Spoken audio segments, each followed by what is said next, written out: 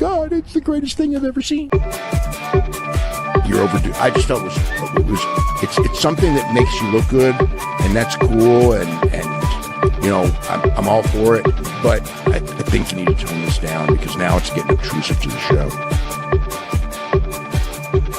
That they can go in the afternoon for a U.S. Hold show, on a second. as they did there, and they can do 180,000 buys for an afternoon show, which they've also done for All In. So okay, we know they can do. We know they can do big. Can I continue this before you cut me off? We know one thing. Yes. We know it might have done well because it went on first. I'm not saying it would. Here's my thing, Dave. But here's okay. Wait. Okay, here's the thing. Oh my God! It's the greatest thing I've ever seen. I mean, it didn't mean anything to me. It was just a match. That's the problem, Dave. It should mean something to you. Give him a quick squash win just to show that, he's not a loser.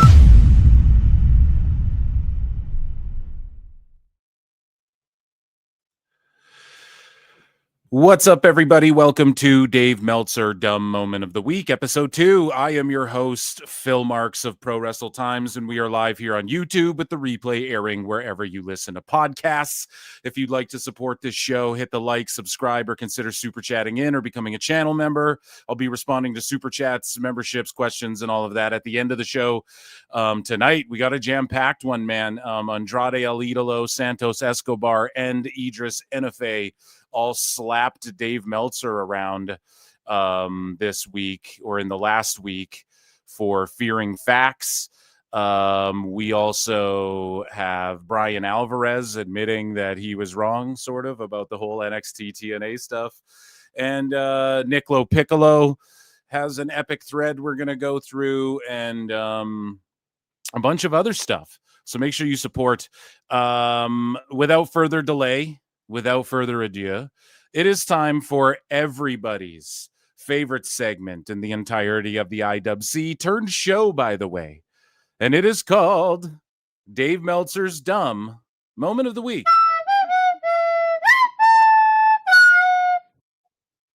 This just in, we have confirmed that Dave Meltzer fears PWT and flutes. So Bryan. Okay, he is going to make a couple appearances throughout the evening. And the first thing Bryan had to say that I thought was funny is, one thing Bryan Alvarez does, right, that is so funny. We point out all the time here at Double DMW and on PWT Live Show. Bryan, comes to these epiphanies, 5 years after everybody's already come to these conclusions. And then he fucking acts like he's the first one to discover this thing that we all know, almost goes without saying. And so Alvarez on Sami Zayn, he says, this guy is on the show every week, and every week he has the best match on the show. It's yeah, that's why they did the U.S. title thing, bro. And then Lance Storm had this to say, when you mention outstanding wrestler, it's like Will Ospreay is outstanding for all the things that he does.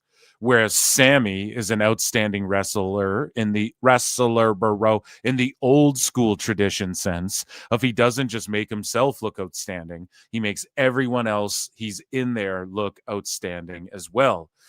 And I got to say, man, this is why Lance Storm lasted as long as he did and went as far as he did, because he's a great technical wrestler. But on top of that, he sells. And we've said it a billion times here. Selling is called selling for a reason. And Ric Flair made an entire career off of just selling for people and not really doing much else. And so Ospreay, Lance Storm has to try and be nice here and be like, well, Bryan, buddy, I'm a nice Canadian boy there, bud. Well, bud, Ospreay, he, he's good at doing flips and all that, but so I just think that's hilarious and cute that Lance has to point it out to Bryan like that so he doesn't get him hurt in his fifis, right? So Meltzer said what? The GOAT had this to say. We'll play a GOAT for the GOAT. He says, look what you've done, Tony Khan. Now Uncle Dave is going to be fighting all week with people on Twitter about you bringing back Andrade El Idolo. You really have to run these things past him first. He takes it very personally. So for those of you who are unaware, Andrade left WWE. You guys all know this. It's the news that's been making the rounds. And what happened was he showed back up in AEW. Now, Andrade is one of the many folks who were on the list of people that Dave Meltzer deems like unworthy of AEW. And what do you mean by that, Phil? Well, what do I mean by that, imaginary Phil, is that you know, Meltzer made a list of like Rusev, Aleister Black, Andrade, some other folks. They're just here to collect a check and then move on back to WWE when it convenes them. Okay. And so but now that Andrade's back in AEW, Dave has a problem with that. And also because he fantasy mark booked how he's a problem. And maybe Andrade is a bit of a problem everywhere he goes. We've all talked about this. Everybody's talked about this ad nauseum. However, Santos Escobar getting in the mix as well. And you see that, like, Dave Meltzer fantasy mark booked Escobar going to AEW, even though he's like, oh, these old guys and these old WWE guys, Bryan. But then what does he do? He fantasy mark books like a 41-year-old Santos Escobar. He wants him in AEW, but he doesn't want Andrade in AEW. But he's burying Andrade for some reason. It seems just real fishy. Like Dave gets these agendas and he makes shit up in his mind, and he started fantasy mark booking Santos going there, and he loves the idea and the prospect of that. And so he's like, oh my God, it's the greatest thing I've ever seen. So he smushed a banana in its face and then tried to fucking make out with it. Right? Oh my God, it's the greatest thing I've ever seen. Because that's what Dave does. But Andrade El Idolo had this to say: Dave Meltzer, you talk too much shit without proof, sir. And sir, I'll only tell you one thing. When my contract with AEW ended, I personally went man to man to thank Mr. Tony Khan. He doesn't sound like that. For the opportunity to be in AEW. And that's all I'll tell you. If I wanted to talk more, I would show you that you're wrong about many things, but you keep killing the business. Yo le deseo lo mejor. And so, you know, we've covered Dave Meltzer talking about Andrade a few times. I think he has some thoughts on it, right? So he's getting in arguments with Marks or Smarks, whatever. Not that Tom Green says, I'm not normally a big Dave Meltzer downer like a lot of folks, but this Andrade rant on his podcast today was absurd. Only thing I can think of is that something. And then Dave goes, name actually, except Batman. Name one inaccurate point. I had like dozens of them and have followed the company internally closer than anyone and can see the patterns. So Dave Meltzer's sitting here pretending that he fucking studies internally WWE like he's backstage there. Learn, baby, learn. Meltzer Inferno. I study the backstage stories about the business, Bryan. And so not that Tom Green says, dude, you lived through Sid Vicious stabbing a coworker and having a half dozen other contracted stints in wrestling. Wrestling needs malcontents who show up, cause some chaos, and switch promotions frequently. I'm not going to be like everyone else and go back and forth with you. I disagree with you and think you took it too personally. We aren't changing each other's minds. Take care. Yeah, Tom Green, chill, bro. You can't try and talk reason to Dave. You just got to laugh at him. Okay? And so Meltzer said naughty. Tony didn't get Dynamite Dave's permission to bring Andrade back to AEW. Daddy isn't happy. And so here's some back and forth between Bryan and Dave. Right? So Bryan Alvarez did not like NXT this week. AEW does little to promote Title Tuesday ratings. Andrade El Idolo returns to AEW. And then I don't know what he's showing here, just like a timestamp, or I don't fucking know. But either way, that he didn't spend much time talking about it. Like, is that what you're pointing out? That could be that could be not a good sign. I mean, it is a big story. I've gotten like hella segments out of it myself. But Meltzer said what follows up and goes, I tried to warn you, Tony Khan. You better put a leash on that puppy. Dynamite Dave is trying to sabotage your roster by going out at Andrade El Idolo. Apparently, if you don't refute bogus claims, you're guilty as charged. You guys like, what's that movie? Walk hard, hard down life's rocky road. I love that movie. The extended version. That's like 4 hours long. And then Meltzer said, what says, like that time Fulham fans accused you of wanking. Never mind. And then this Kerry guy says, getting called out by Andrade was the nail in the coffin. No, he's had bigger L's than just being called out by Andrade. Trust me, this Santos Escobar thing is a bigger L because he's just burying Andrade. Honestly, he did that to Andrade before Andrade left AEW. Okay, this Santos thing, him fantasy mark booking and saying everyone in WWE and everyone in AEW are expecting him to go to AEW, Bryan, Tony Khan. And then fucking the best guy is Tony Khan. Right? He doesn't show up. He re-signs with WWE. So it means either Dave, all of his sources are just bogus and telling him lies.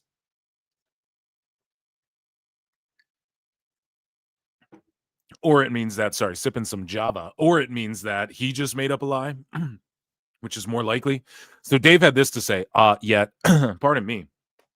Dave had this to say, yet he couldn't identify even one thing inaccurate. So Andrade calls out Dave and is like, you're a shitty journalist. Like, you're making shit up. And then Dave, instead of arguing back to Andrade, responds to this fucking random smark on the internet and goes, yet he couldn't identify one inaccurate thing. Bro, it's a man-to-man. He's saying, you done goofed. Like, what the fuck, dude? Identify one thing. It's like, what are you talking about, man?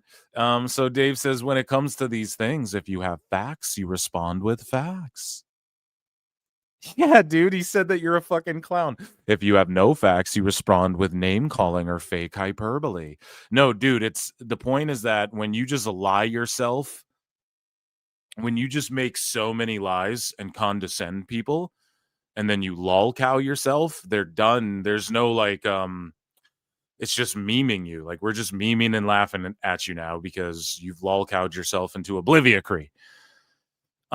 It's not about facts because you are not speaking facts. That's the gaslighting bullshit. And you're telling yourself this. Dave is telling himself this, or else he wouldn't have to like not ignore Niccolo Piccolo or like block your boy Phil or ignore Meltzer said what, or not respond to Andrade, but respond. He might have responded to Andrade, but he doesn't respond directly to him or go back and forth with him. He responds to this random NY Carey. Shout you out, by the way.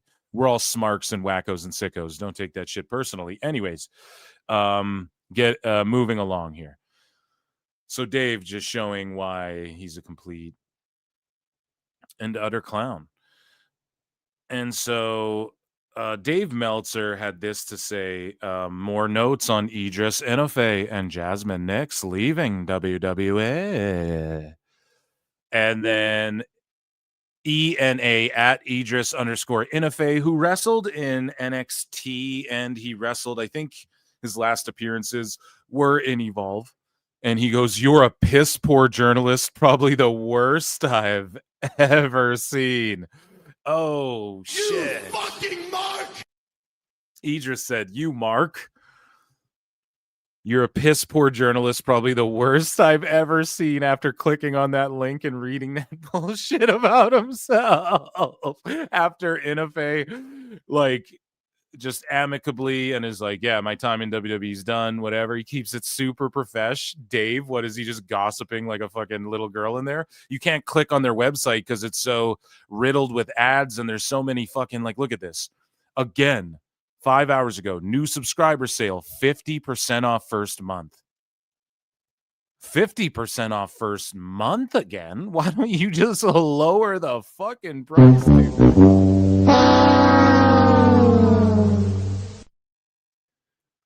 Just cut the fucking price in half, bro. Stop doing this to yourself and your audience, man.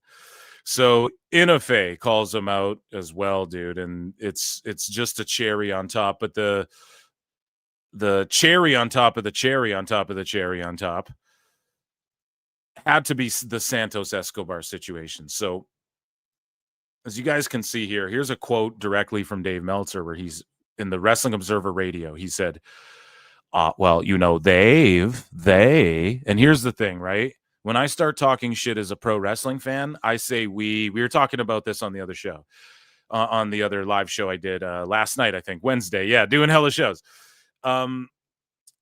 You know, I'll say we as like a wrestling fan when talking about TNA, AEW, WWE, whatever. Dave always says they when talking about WWE, and he always says we when talking about AEW.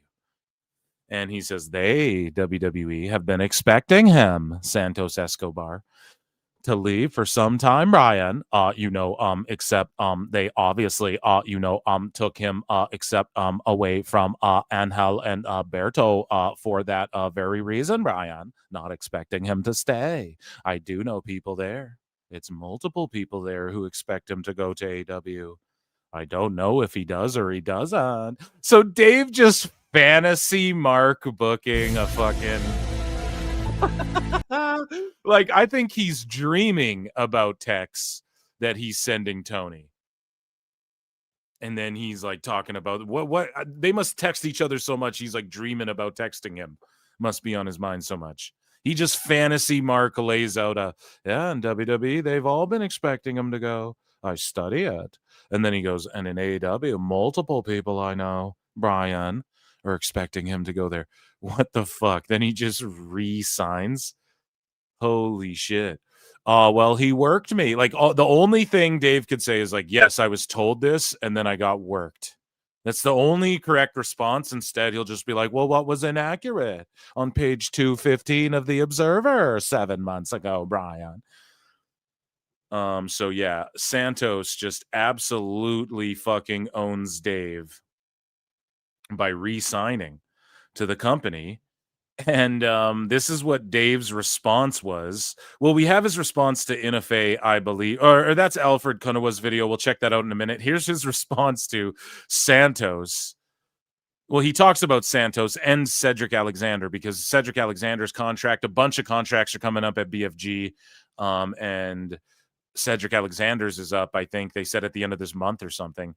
And this is Dave's take on like AEW needing talent and whatnot. This is before Santos was like, I'm actually still in WWE. Santos Escobar. They've been expecting him to leave for some time. They've been expecting him to leave. Meanwhile, all the fucking reports, Liar! all like the Mike Johnson PWI reports and shit are like, they had him factored into long-term plans, and he was the one who was supposed to beat Vikingo instead of Dom, but they went with Dom because he was holding out, etc. And he wants some creative plans, so maybe it's not AAA. He wants to focus on WWE or something. Who fucking knows? But the exact opposite of what Dave had to say is what the like official story is now, which is what is so funny about this. It's not about like, it's not the methodology of which he even got there, whether he made it up, lied, someone stooged and they lied to him, whatever. None of that matters. What matters is the exact opposite of what he said was going to happen. Fucking happen. Come away from Angel and Berto for that very reason, not expecting him to stay. And yeah, he's gone. And I do know people there. I mean, it's multiple people there who expect him to go to AEW. I don't know if he does or he doesn't. He's 41 years old. I don't know. I mean, it's I don't know. You know what I mean? Some people they take and some people they don't, which sort of reminds me with Cedric Alexander's contract is, I believe, due or some people. This is his hot take, right? Some people they take, some people they don't. This is like, I study the business, bro. This shit goes without being said. What value do you add? Dave could add so much value by doing a show, like just saying I'm not being a journalist anymore, and then just doing a show of like history and like comparing it to now, and you can still do his ratings and shit. Yeah, they're just my opinions, over time when there was no internet. I mean, I think you could probably value it, and there was way less wrestling, so like I was consuming less as well. I was more locked in. It's more of the times. I think ratings are based on the times, and I don't really factor in attendance. It's more about moves and the physicality. If he just said all that, he'd be fucking no 50% off. They'd be adding 50% plus 50% for news. They'd be charging double or triple. But instead, he's just a fucking moron who just like makes shit up about guys. Got to be due with TNA. It was a short-term deal. And I know MVP's pushing for him to come in. He knows this. Dave knows MVP's pushing for him to come in. As part of the hurt, which I mean, that's pretty safe to assume, but like I know this syndicate, but I don't know if that's another one. I don't know if he wouldn't. But surprise I don't me. know. But I don't know if what Tony should sign him. What do you know and you don't know? At all for him to show up and be the next member, because the deal there is they could, MVP doesn't have to wrestle, and they could do trios matches with Bobby Lashley, Cedric, and Shelton Benjamin, and in theory, at least. Cedric's the guy who can do the job in those matches without. Oh my God, Jesus Christ! There is a little bit of truth to that, but again, he just buries everyone. So why again? Dave thinks he's getting people over, or he's like, "Oh, I'm giving great news," but he just buries so many fucking wrestlers along the way. We've covered this as well ad nauseum throughout PWT live shows and now on Double DMW. Dave Meltzer, Dumb Moment of the Week official podcast.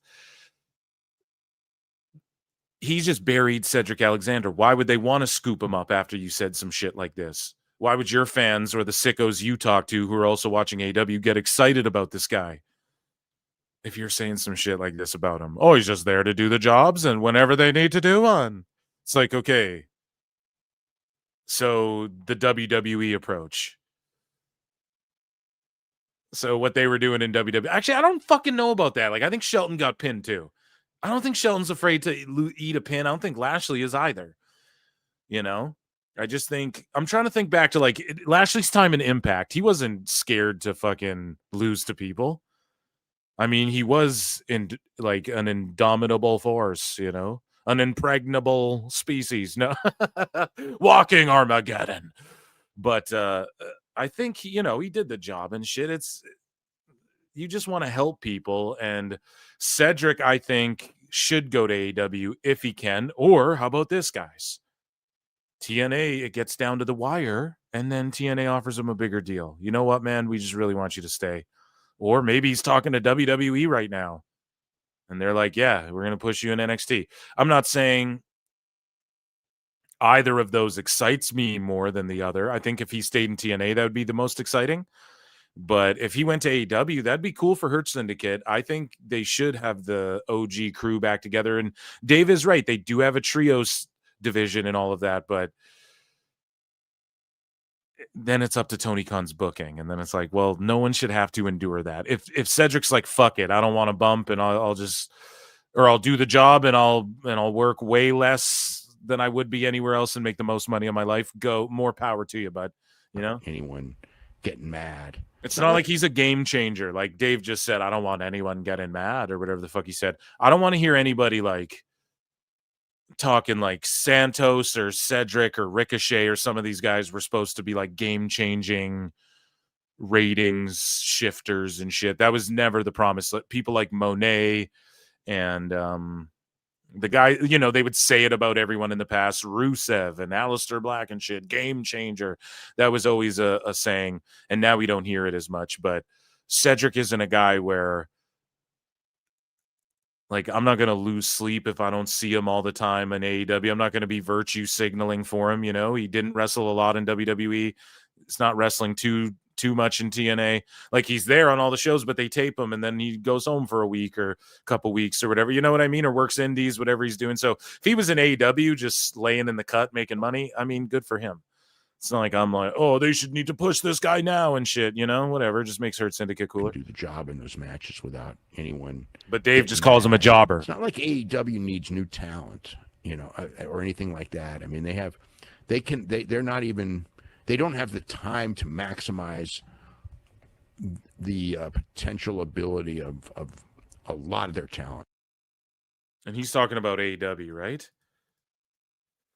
Because yeah, they don't. And here's the thing with Cedric Alexander, it's not about like potential with him. It's about he's a vet and he just needs to make some goddamn money. And WWE, he's been there. TNA, he's there for a little bit. He sees where the crossover's going. Maybe he doesn't want to be a part of it, like Nick Nemeth and shit.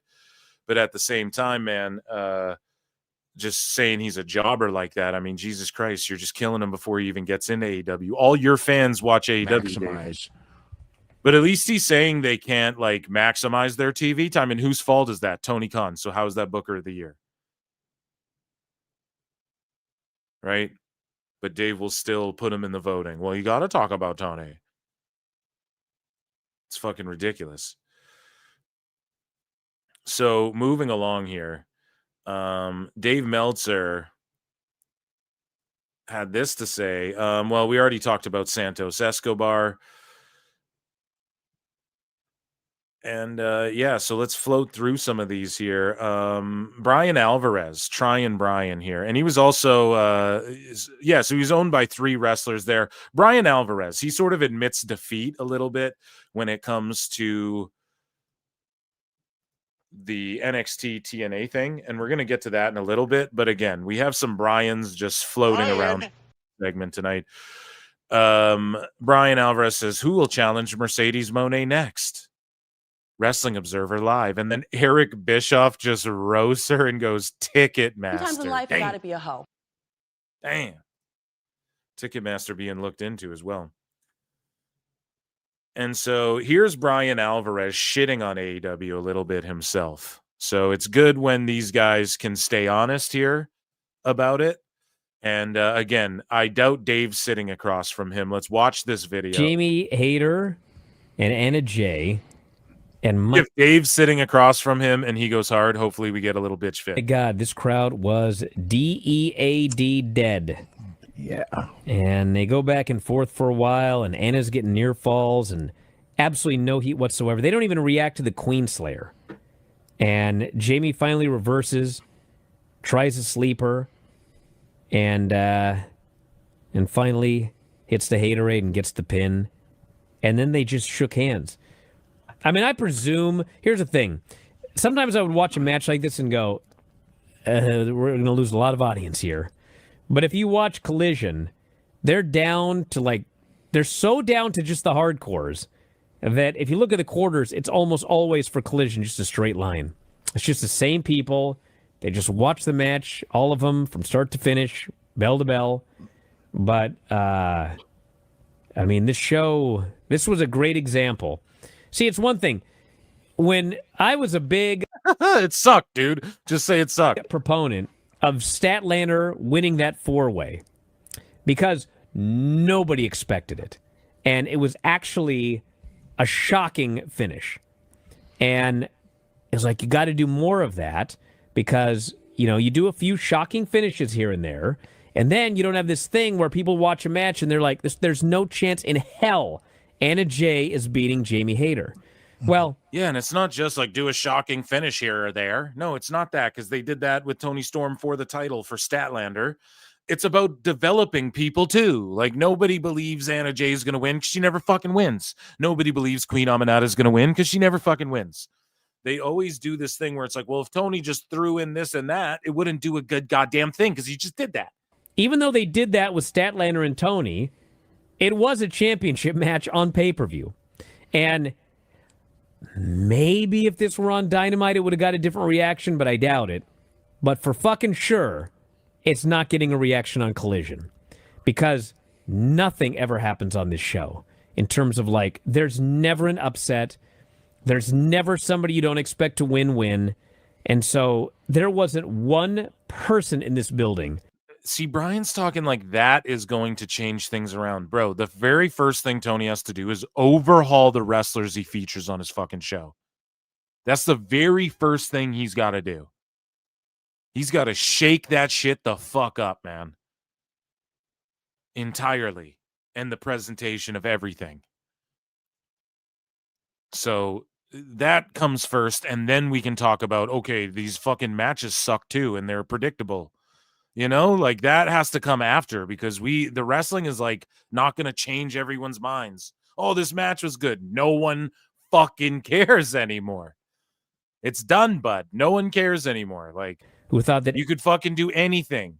Darby Allin could pull a pigeon out of his ass and no one would care, dude. It's done. Anna Jay was beating Jamie Hayter, including what she put on? Whatever. So he's just admitting defeat, essentially. We're not going to listen to that whole goddamn clip right there. But fucking Bryan, I mean, he's trying. He's waking up a little bit, but I don't give him a pass, because he'll do this shill shit when it comes to AEW versus WWE. One clip, though, that I forgot to play, the whole point of that last fucking thing there. So with Santos Escobar, we have a clip from The Observer. This is the one I wanted to play. I forgot. Dummy. Yeah, I need a flute. The fuck's going on? Dummy. Yeah. So guess who's back? The Observer posts, I can't think of one person making that kind of money that's sitting around and catering. So I told you guys, Dave would make it out like he's getting paid more than anyone in the universe, Bryan. He's making P. Diddy money. Bryan. Like, he's gonna just make it out that, I mean, what AEW offered him was astronomical, and now he's just a bum sitting in catering. We just witnessed Dave Meltzer basically fantasy mark booking Escobar and burying Andrade, and then he gets made to look stupid. So then it's like, oh, he's just in catering. But I guess the quote goes on to say, I think you're going to see a lot more of Santos. And I don't even know if it's about, because if the rumors are they offered him a substantial amount more and he wanted more creative direction. Nobody's like Mike Johnson or PWI. None of these folks have been like, and they said they're going to give him more creative direction or whatever, unless it's like embedded somewhere in like a behind a paywall article I didn't read or something. But I'm sure they're going to have a talk with him creatively. But if they offered him more money, that also might be, and then he did just take it, then that might be a sign of them like, okay, we'll have a creative meeting, but for now, chill and lay in the cut. We don't have plans like next week, or maybe he's just on SmackDown. It would have been cool maybe with Andrade leaving, maybe that's too on the nose, but Santos maybe breaking off from Angel and Berto and teaming with Rey Fenix instead of Javon. But I do like Javon there. I'm not trying to hate on Javon. And like, I'm glad he's on SmackDown and shit. But, Santos may be breaking away from Angel and Berto, who I think Angel and Berto have been doing great without him. I'm not going to lie. But anyways, here's Dave's take on him just being completely wrong and fantasy mark booking a bunch of bullshit. The return to WWE of Santos Escobar. His contract did expire, and he was briefly gone. They moved him to the alumni section. There was a lot of talk that he would be going elsewhere. I think his contract expired on Monday night. I know there were people there that thought at 12:01 he would be signing with AEW. But as it turns out, WWE got back to Santos Escobar, and he has re-signed. This part is David, there's this just Bryan. I'm curious. speculation. I don't like to watch ahead. You guys know that here at double DMW. I can't even pitch my own shit. I got to get it right. My thought is that had Karrion Kross and nothing happened with Andrade, whatever, I think they might have let Santos go. But I think with what happened, they might have let him go, bro. Yeah, his contract expired, and then he got on the phone the next morning and went, "Okay, all right, yeah, there's someone saying this. I could do this. Are you guys sure we'll have the meeting and this much money? Okay, but like I want to wrestle like soon, man. Like, can we do this? Before the new year? Okay, all right, sweet. Yeah, well, we'll talk Monday. Let's resign. Let's do it. With other That's just all. It's just negotiating, baby. people leaving the company, I think they figured we don't want the perception of another one leaving, because the amount of money that I was told WWE paid Santos Escobar.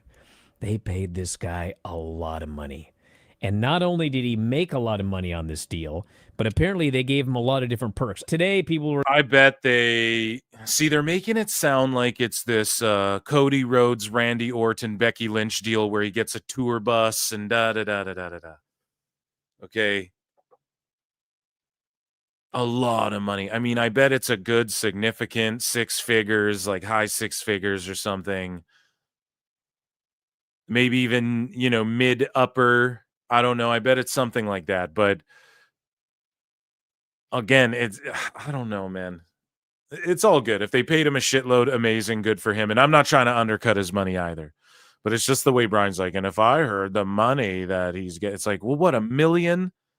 It's just rumors, bro. Just fucking say it. Going, oh, he's going to be paid a lot of money to sit in catering or whatever. Hey, listen, maybe he will, okay?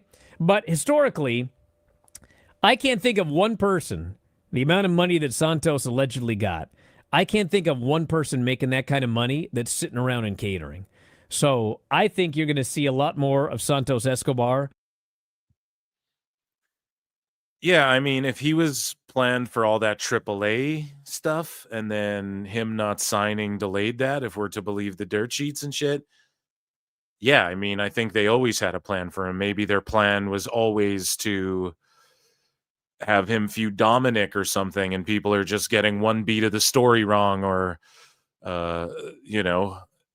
maybe they didn't expect El Hijo to be booed the way he was. Maybe they thought people would get behind him, and so they went with Dom, and they need time to turn Santos face or some shit. We don't know, but just they didn't just throw a bunch of money at him to push him to they're not going to push him to the moon, but they're also not, like, he's not going to be sitting in catering like Bryan's saying. I guess that's a fair point. And if he went to AEW, what would he be doing? He'd be in the Callis family.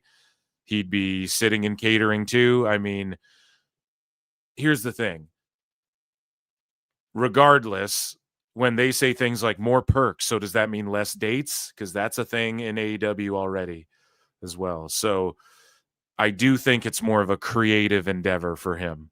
And then also when you leave it to the wire, you get that last minute, oh, we'll throw an extra 100K on.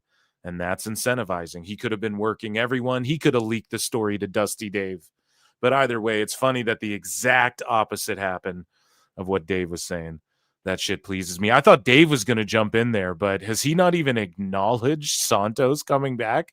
I thought for sure he'd be in that clip. I try not to watch ahead here, but either way, it fit into our try-and Bryan tonight. Speaking of Dave, he doesn't understand the new Nielsen rating, big panel system. He doesn't understand he didn't understand the old Nielsen system. He doesn't understand streaming. He doesn't understand a good goddamn thing about anything he babbles about, right? And so what Dave Meltzer was talking about this week was a whole bunch of bullshit when it came to because right here, Meltzer fears facts. Somebody fucking in the crowd on Raw, Meltzer fears facts. And I think he responds to it as well. I think he responded to that sign, which we will come back to in a bit. But Matt Cain tweets this out. Most of them time the arguments about WWE and AEW center around popularity and relevance. In those cases, total viewers is a much better whatever. So maybe he's actually siding with us here. And Dave Meltzer goes, based on total viewers, wrestling would be getting far smaller rights fees. And then Switchblade says, what's the biggest rights fee in wrestling? The Raw deal. Netflix doesn't even report the demo numbers. Everything is geared towards total viewership with that deal.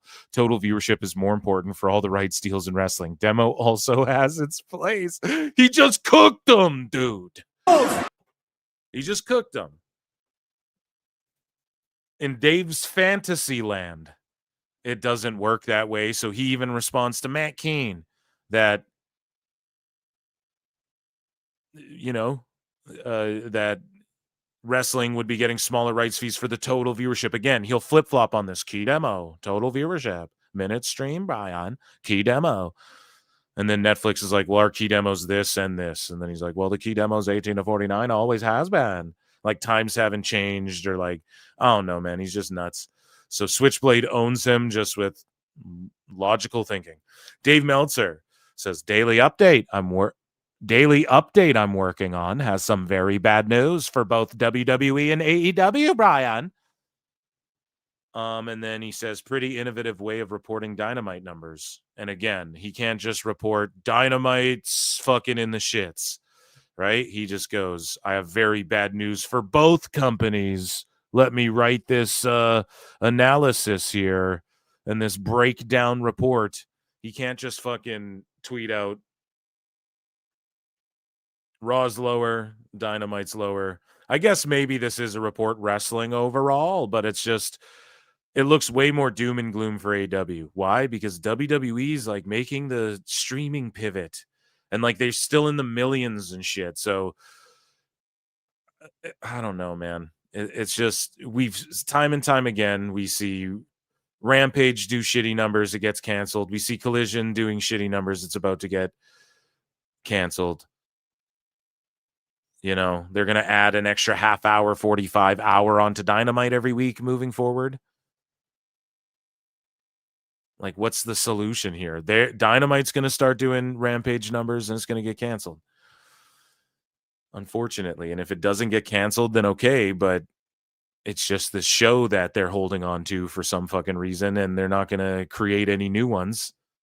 They created a whole other show for Punk to stay away from fucking everybody, and then they just let that show go to shit because Punk left. Like, what? Does Tony like resent Collision? Why the fuck?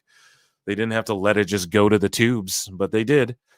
Because there's no saving the company past that. But yeah, Dave, of course, it's both companies. I guess it is technically. That's not a lie. Okay, based Meltzer. We'll call him based Meltzer. Okay. So Dave Meltzer fantasy mark books, or maybe this is just Bryan again. We have all these fucking Bryan clips. Yeah, dude, it's Filthy Tom Lawler and Bryan. Okay, Bryan's gonna get his own fucking show soon too. So he talks about if he was John Cena, what he would do for his last match. Breaking news here from the front page of WrestlingObserver.com. Breaking news, Bryan. Breaking news from the front page of our fucking newspaper.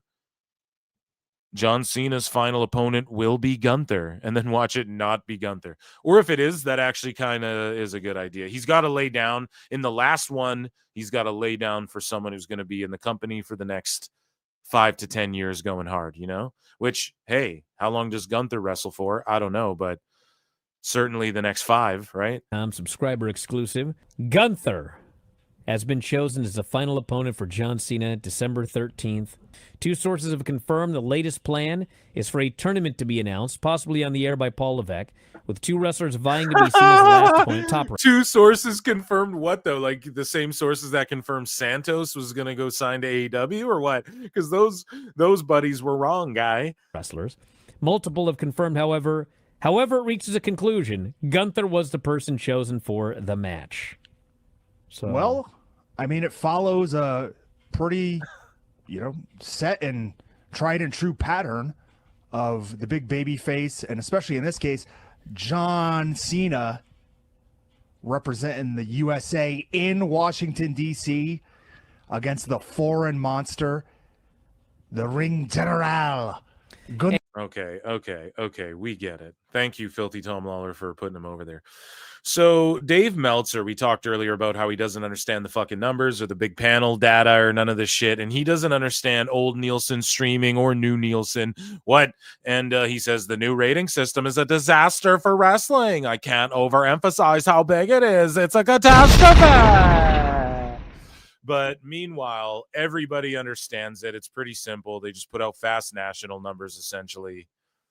So you get early prelim numbers, they call them, and then the actual numbers come in, and it's a larger sample size, and they're more accurate.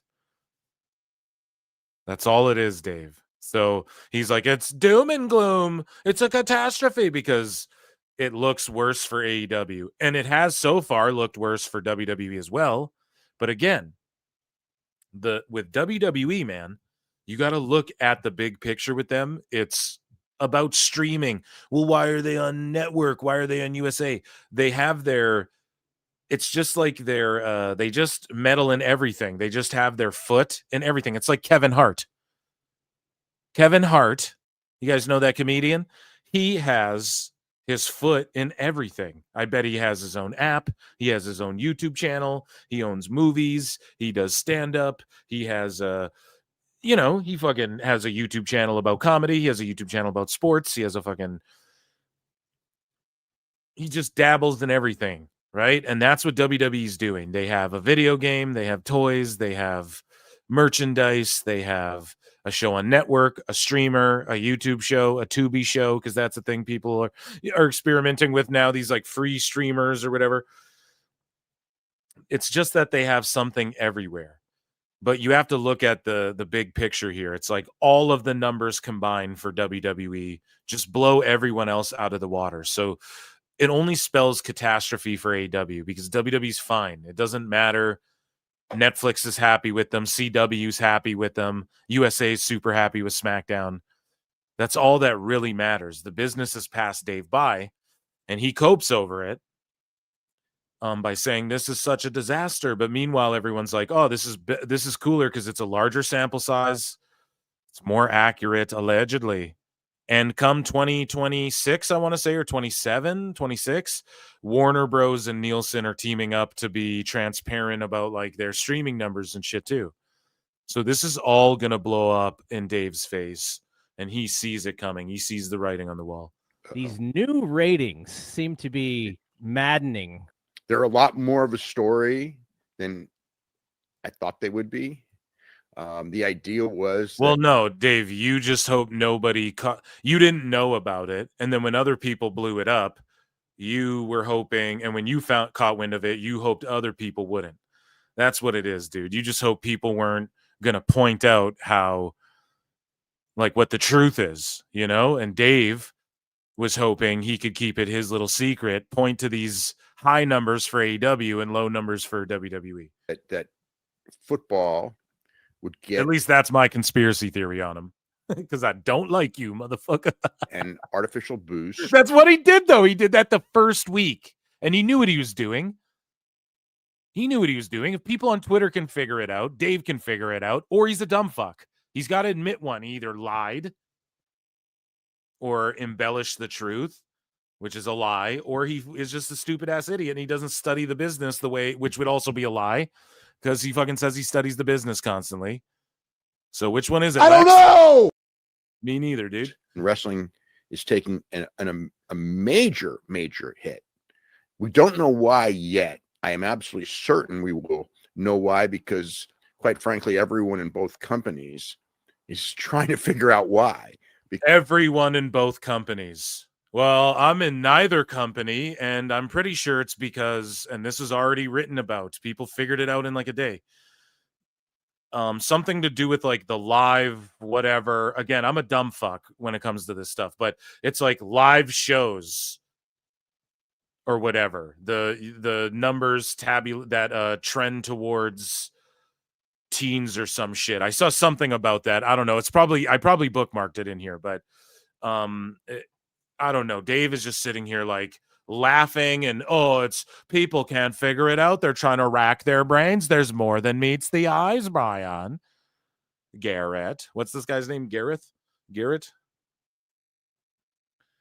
So, yeah, man, he's just been melting down about this, and then it got figured out real quick, and then he's just going to, again, go, well, the early numbers and shit. Well, did he play that game again? Or is he already just saying all wrestling? All I've seen him say is like all wrestling is doomed. Which it's not that it's doomed. It's just that we can't be comparing Raw to fucking Dynamite and Collision and shit. It's now NXT, TNA, AEW. Those are the three we compare. Major hit. We don't know why yet. I am absolutely certain we will know why, because quite frankly, everyone in both companies is trying to figure out why, because the new numbers are so much lower across the board than the old numbers. I don't think people really understand the magnitude of this, because this is tens and hundreds of millions of dollars that these ratings mean to these companies. USA spending whatever the number is for SmackDown and getting numbers. But what about fucking BD? How dare he getting numbers over in the millions still, if you take international replay, Netflix, and other factors for WWE as a company, and USA gets the benefit. There's the social media imprint and the partnership with WWE that they had with Raw in years. They paid how much? Okay, but they have good, what is the word? Corporate synergy with USA and WWE. They have a good partnership, Dave, over years now. They've established it. So why the fuck aren't you bringing up Dynamite that's doing Rampage numbers from a few years ago, doing Collision numbers from a couple years ago, or whatever the fuck? And why wouldn't you be like, damn, Dynamite might fucking go off the air? It's so crazy how he just jumps to WWE first thing. Dude, WWE makes shitloads of money to bring events to you don't got to worry about their TV right now, okay? If they just got rid of SmackDown, would they stop selling out buildings and selling out Raws and shit? I don't think so, and that's a drastic thing. They would never do that. But it's not like it would even really affect them right now. They're rolling, dude. It's just a weird one to jump to the most successful company. Now, I get it. You want to talk about and cover all pro wrestling. But when Dave's being like, why in this clip? Maybe he does get to AEW, but he's like, they're paying all this money. Okay, here's the problem, Dave. You talk about constantly how the money's rolling in. He literally said that on a show. The money's rolling in now. 3.6 million every single week in Tony's pocket. Bling, bling. I'm rich, biatch. I'm rich, Bryan. He's going off about it constantly, and then he's like bummed out when it comes to WWE's economics. But he can't wait to bring it up when it's like, oh, all the numbers are down. WWE's fucked. Holy shit, man. So much lower than they were expected they were going to get from the show. And the same way with TNT and TBS. You know, they spent a lot of money on AEW. Here we go. Thank God he brought it up. And to get a certain level of numbers, and all of a sudden, like the same thing with TBS, dude. The first example should be TBS when all you're talking about and shilling is AEW. Jesus fucking Christ. Numbers are much lower. Like with the NXT number, I think it's with 39% difference. That's huge. It's huge. Believe me. He is right. He is right. This is a huge story. I've had people on both sides talk to me, and on both sides of Twitter. It's the blocked and unblocked, Bryan. I can't overemphasize how big this is, because that's the numbers they live and die on. So my whole thing is this, right? Ratings don't matter and shit. And if Dave's like, oh, this is huge, but I thought that the fucking money they're making is rolling in and the dough's rolling in, and I thought that the numbers on Max are probably higher than, or like comparable. They're like doubling their fucking numbers, 50%, 30% of the viewerships over on streaming now. And when the key demo's down, he's like, oh, they're all over there on streaming. So like, why would you care? The answer to with WWE fans, the answer I've been giving or the rebut, I would say in my mind, if I was, I'm imaginary debating Dave here, right? It's kind of sad if you think about it. Wah, wah. We have a good time though. At least I do. I don't know about you guys, but here's the thing, man. Like, okay, the response is WWE's on streaming and shit. They have a fingerprint everywhere, but look at the social media and the YouTube and all these numbers. Everything combined. Netflix brags about the minutes streamed, and they're like number one on there. That's huge. SmackDown is like right up there on USA. CW is overly excited. Okay, all the numbers go down, and then they discover, well, the wrestling industry as a whole, the numbers go down. It's like, okay, well, we're on streaming and shit. Maybe CW's like, fuck, but we're seeing the return on investment, or we're selling our ads for whatever the fuck. We're making more money. Like, clearly they're happy with it. We don't hear shit about AEW with WBD. Like, nobody's coming out going, this is amazing and we can't wait to fucking. We never hear shit like that. That's the problem. And the only praise it gets is from Dave. And he's just making shit up. Him and BJ Bethel are just like making it up, it seems like, right? So the rebut to like, oh, it's shitty for WWE is like, dude, and this isn't even me shilling or anything. I don't give a fuck. I trashed SmackDown. They announced the card for SmackDown tomorrow. I'm like, what is this shit? You know, it's just the same fucking show every week. I'll criticize WWE too, man. And they should start booking better shows for SmackDowns. Those ratings are embarrassing. I'm not going to fucking sit here and lie and say they're not. But ultimately, though, you can go watch the whole show on fucking YouTube. And it gets millions of hits, and they're generating tons of income. They're selling out every SmackDown. These cards are shitty. I'm sitting here as a fan saying that, watching that from my fucking couch, watching it on TV. Right? And people are paying astronomical prices for the fucking tickets. It's supply and demand. And you can love it or hate it, but that's what it is. So I can hate on the card all I want. People are having a good time. They're loving WWE. Business is through the roof. They do a poor rating. That sucks. They're on streaming, and who cares? I thought cable's dead, Dave. I thought you talk about how cord cutting and everything's on streaming. So this is disastrous for all wrestling companies. Not really. WWE's on like ESPN and shit. They were on Peacock for a while. Like, they're 10 steps ahead of this game already.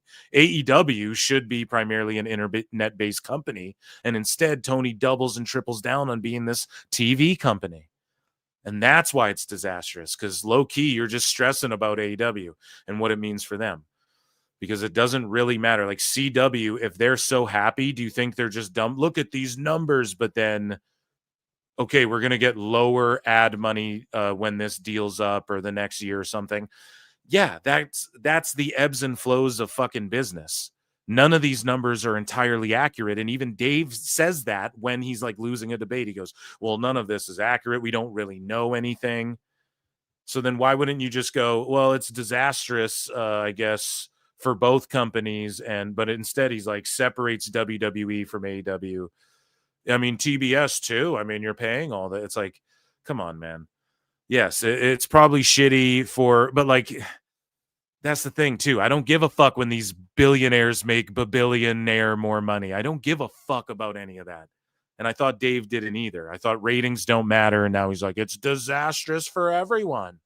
Or are you just sitting there pre-planning like, okay, WWE makes 50 million less next year, then I can run with that as a headline, even though they make $200 bajillion or whatever.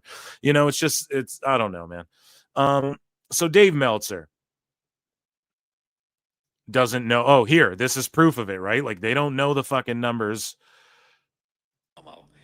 I believe this gist of it was she's not finished with Statlander. She wants. Wait, what is this? Oh yeah, this is Meltzer said what, owning this writer for the Observer. So check this out.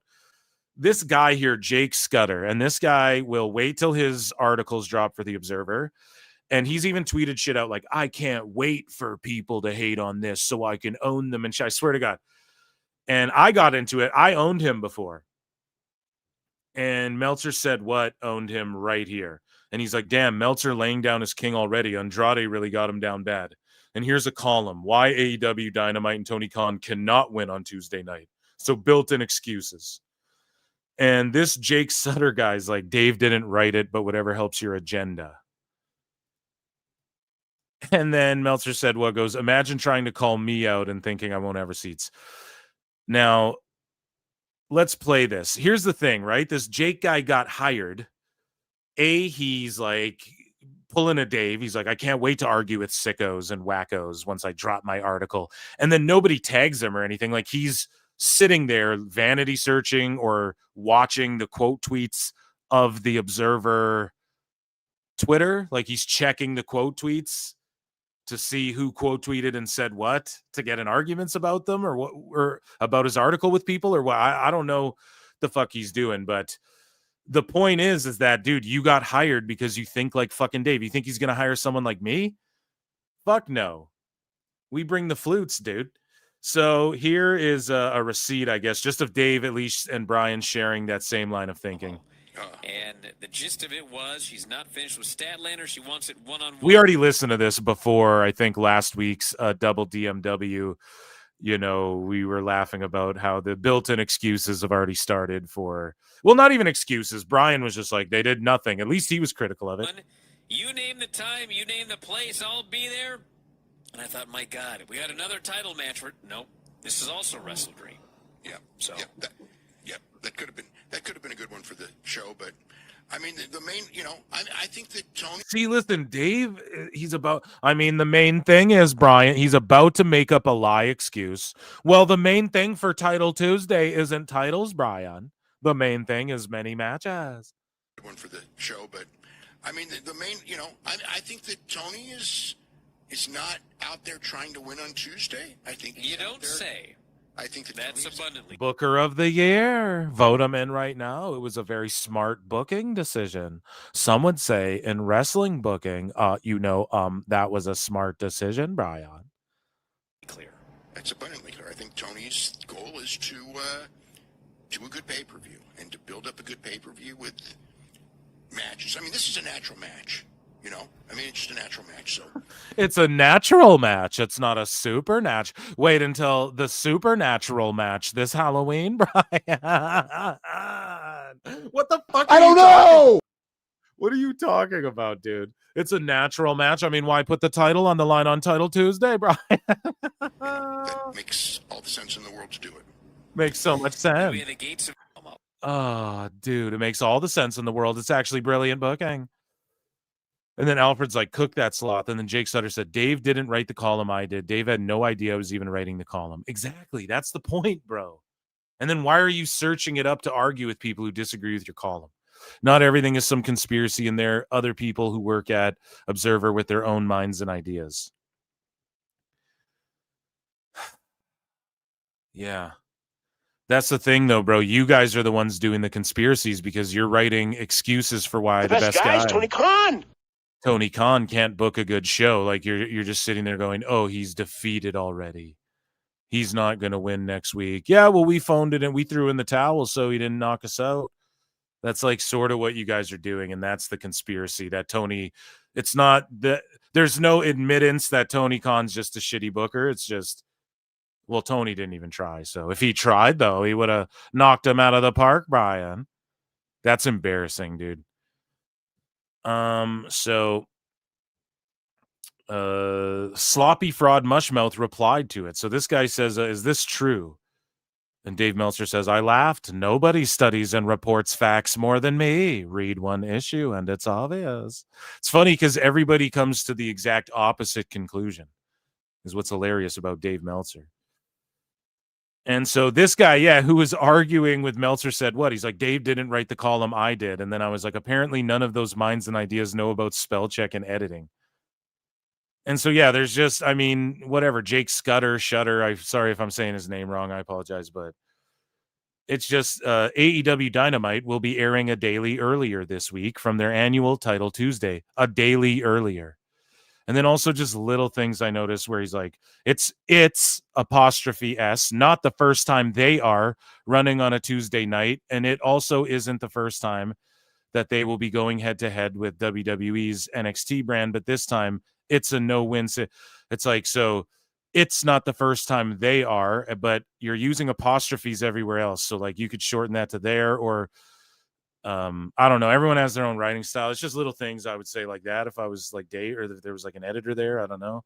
I don't know what this guy's job is. He is really defensive though. I owned him once already. I kind of feel bad, but he is waiting there, like asking for it. Like he's sitting there waiting, like looking at who quote tweeted him. Like that article that I don't even think he's tagged in. It's just Observer. So he's looking at like refreshing the tab or what? I don't know what he's doing, but I don't know, man, because I did the same thing. I thought it was just like a Dave article. Everybody does. And he's like, Dave didn't even hire me. And it's like, well, there you go, dude. They know what kind of people, like what mentality. They want people like who are condescending, who are fucking arguing with people about these reports, waiting, like vanity searching it like Dave does. But Dave gives his fantasy mark booking on what John Cena should do in his final match. Should he take the dub or the L? I think that if I was going to pick the guy, I might have picked Breaker, but Gunther's a good one. You know, they'll have a great match. I mean, you know, honestly, to me, I feel like if you do John Cena Braun Breaker, I feel like Braun has to beat John Cena. But I feel if you do, I feel if you do John Cena versus Gunther, John Cena can win, and you have a happy ending. You don't need a happy ending, though. You need. I mean, but I think they're going to do a happy ending. They may. They may. I know all about happy endings, Brian. My nephew's sister is Taiwanese. Taiwanese, is that it? Yeah. I just Thai. Pardon me. I apologize. All I'm saying is, listen, Dave knows all about different ethnicities, as we learned on last show. My sons go to a Mexican school. My friend is half Mexican, right? He was doing all that. I know about Filipinos, Brian, and happy ending. Know that it's very clear. You know, I was told to me that like John Cena doesn't need to win because, you know, I mean, I suppose he'll probably beat AJ, and I know he'll beat. He's got like one more opponent. I think he's only got. I know he'll beat like one more match before that one. They're doing a show in Washington D.C. Yeah, I realize that Vince McMahon is gone, but it's like it's a show in Washington D.C., the U.S. Capitol, against an evil foreign heel. It's John Cena's final match. Yeah. I mean, Gunther's a. Yeah, but is that the opponent? Like Dave was like, many in WWE said that Santos is going to AEW, and then it's like, who are the two sources that told them? Because Bryan pulled this article up earlier as we watched, and he's like, this is the front page breaking news, The Observer. And it's like, okay, so who confirmed this? Are the same people who confirmed the Santos shit? Multi-time world champion. He doesn't need to beat John Cena. It's not like you need to make him a star. No. But you would with Braun Breaker. So I think if you're having Gunther in there, I think Cena loses to whoever his last opponent is. John Cena should beat him in his final match. Or he wins. Who cares? It's 50-50. Flip a coin. I don't know. I think right now he loses because that's the time-honored tradition, and Cena seems like that type of guy. But after he got squished by Brock, and he doesn't have the title. If he had the title, it's like 100% he lays down. But, okay, maybe he wins. Just enjoy the journey. And I get it. Everybody wants to fantasy mark book. I do it here all the time, so I'm not hating on them for that. But they're just sitting here speaking so confidently it's Gunther. And that would be cool, but I think Gunther's got to win that one, right? It is. I wonder, are they doing WWE on the Capitol? Yeah, on the Capitol. Do you guys think Vince and Linda and Trump and everyone will be sitting in the front? I guarantee Trump will be there. That's hilarious. It's crazy UFC's doing that too. I wonder if the White House will become like a stage in video games. In like the next UFC game, owned by the Saudis. Saudis own EA now too, man. The world's fucking crazy. The world is fucking crazy right now, dude. Should Cena win? He could. He earned it. No one would be mad, but I think the time-honored tradition, man, you lay down on your last one out and make somebody, like, just give them that win. But again, Cena did lay down for Solo, and he just did it for Brock. He let Solo, like, uber squash him in Saudi as well. Like, beat the piss out of him. Spiked him 8 million times, dude.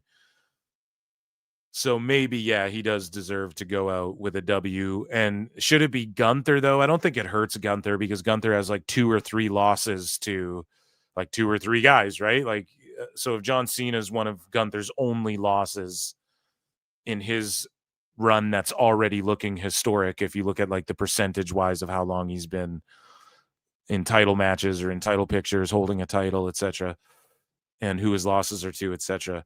Yeah, I don't know. I'm kind of with you guys here, but Dave if I would pick Breaker. I don't know, man. He's in a tag team right now. I don't think Breaker's the guy. I think Breaker can put Brock away one day, and Brock has more years than Cena left on him. So Dave Meltzer gets owned by Alfred Konuwa here. Let's take a listen.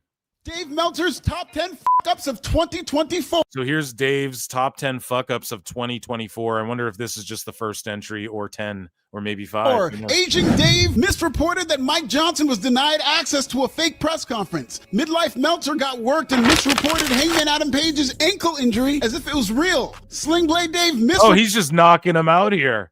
10, 9, 8. Reported that Nielsen put an end to those evil Fast National ratings, only for the Fast National ratings to continue to leak. Drip, drip. Lapdog Dave misreported that Jungle Boy wrote an apology letter to Tony Khan for the Brawl In. Jungle Boy denied ever writing such a letter. Message board Meltzer misreported WWE was keeping Roman Reigns and Jacob Fatu apart, only for the two to get physical days later. Middle-aged Dave misreported Damian Priest and Seth Rollins would main event Money in the Bank. Then the Bloodline main... Guys, give me your top 10 for 2025 down in the comments below or in the chat. Start listing them.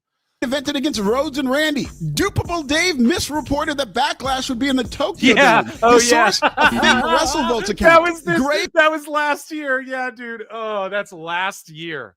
Holy shit. He's taken so many fucking L's since this. Meltzer misreported Alpha's death while he was still alive. Meltzer promptly apologized. Cape and Dave confused a Rock Triple H segment from 2014 with a 2024 storyline. And the number one Meltzer mess up was Glaze Meltzer confusing a message board fanfic for a WBD internal memo because these... The fucking amazing, and that's a brilliant top 10. Just a little refresher of last year because this year's been worse than last year. So... just announced here NXT Wednesday. I don't know why this is in here. This should be AW news, but it's just they keep adding the hour. They keep airing the fucking hour of AEW Collision, or they add 30 minutes with an overrun to Dynamite and all this shit. They keep doing it. It's like the 4th week in a row, right? You guys know. If you watch PWT or listen to PWT, you guys already know. So that's slipped in there. But Dave Meltzer had this to say. Forgetting about the solid sourcing, let's look at the facts. When TK believes someone is leaving, he either takes them off TV, Starks Phoenix Penta, or closes the program with a key loss to help someone staying. May and Cargill for Statlander. He wouldn't on the way out if he's aware of him. If he's aware, have him beat Danielson. He wouldn't on the way out if he's aware, have him beat Danielson. Oh, I get what he's saying. Garcia and Brody King in his last 4 weeks with the company, Bryan. The only expectation to this is Regal, and TK explained Regal in detail, and Regal signed an agreement to get his release that he couldn't appear on WWE television for 1 year. TK made his decision. We've explained why, and it's fine. But even if you didn't know the story, Bryan, of the exit, the booking says very clear, he wasn't expecting him to leave. If he was, someone else would be, in the tourney to get those wins, except it's like the idea would have gotten them so the tourney worked out. Bro, none of this bullshit he's talking matters, okay? What was Big Swole? Did someone go over on Big Swole and get a big win? There's like a bunch of people who left who I don't think took L's or whatever, like had a big prominent loss or whatever the fuck. And Nicolo Piccolo responds and goes, forget about solid sourcing because you've got none unless it's from the same person you fought against. Bringing Andrade back, you don't have facts. That's why El Idolo cooked you like Cochinita Pibil yesterday. Yeah, Nick and Andrade are boys, so he's gonna go hard at you. It doesn't matter what what company Andrade's in, right? He's gonna go hard at you. So here's what Alfred Kunawa had to say about Edris Enofe, who we covered earlier. Lying Dave Meltzer got called out again for lying his ass off. First, friend of the show, Edris Enofe, called Dave a piss-poor journalist. Probably the worst he's ever seen. Probably. Then it was Andrade's turn to shoot at the Lying Observer newsletter. You talk too much without proof. You're wrong about many things, but you keep killing the business. Dave Meltzer fought back the only way he could by lying and calling people frauds. You're a fraud, and you're a fraud, and you're a fraud, and you're a con. I've built almost 40,000 So, he argued with all of them over that, too? subscribers in a few short Holy years. shit. And what do we like to say on this app? If everybody in the room is a fraud, you're the fucking fraud. Dave Meltzer has been called out for lies and bad journalism his whole career. And his favorite move in the Lying Dave playbook is to talk about cosigns from people who died decades ago. Frank DeFord, Frank DeFord told Bryan. Frank DeFord told Bryan Pillman when he asked about me. A great reporter is one who exposes the sleazes and cons. The best reporter is one so good that they get so mad they expose themselves. And the best guys, Tony Khan. The best cons, Tony Khan. The best guys, Tony Khan. Bro, so what are you saying about yourself, Dave? And Pillman, when he asked about me, a great reporter is one who exposes sleazes and cons. At what point does a Frank DeFord and Bryan Pillman permission slip expire, assuming they're even real to begin with? So convenient. Only the people... Bryan Pillman, you mean the guy who pretended to be crazy and was working everyone? Oh, yeah, that guy. He told you the truth. Who died before the age of social media can vouch for how great of a journalist Dave is. It's only those pesky, living, active wrestlers who think Dave's a liar. I would not be surprised if Frank DeFord rose from his grave just to retract his endorsement of Dave Meltzer. You and me both, Disco. Disco! Oh, my God. Learn, baby, learn. Meltzer Inferno. Oh, Disco cooked him there, dude. You gotta love that. So here is a clip. And this is from the Wayback Machine. Is this a time machine here? Okay. So here is the Wrestling Observer talking about, and it's Garrett here, or Gareth or whatever.